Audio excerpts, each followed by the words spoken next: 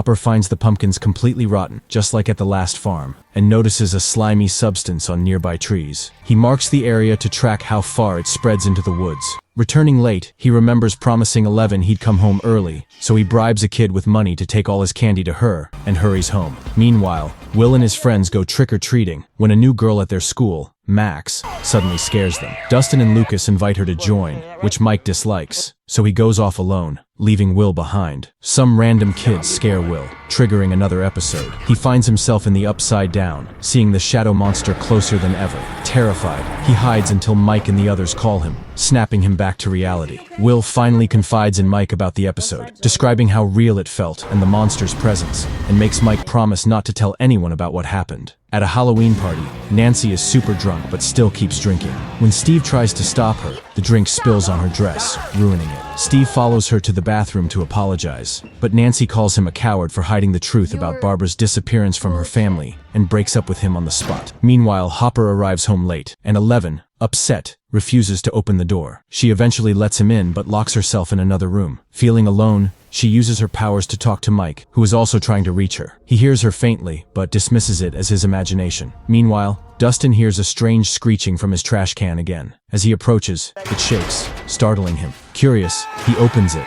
and finds a small, unknown creature inside. Deciding to keep it as a pet, he takes it to his room, unaware it's actually from the Upside Down, and has somehow crossed over from that terrifying realm. The next morning, Hopper makes 11's favorite waffle to cheer her up, but she keeps demanding to see Mike and go outside the cabin. When Hopper refuses, explaining it's still dangerous, she gets angry again and locks herself in her room.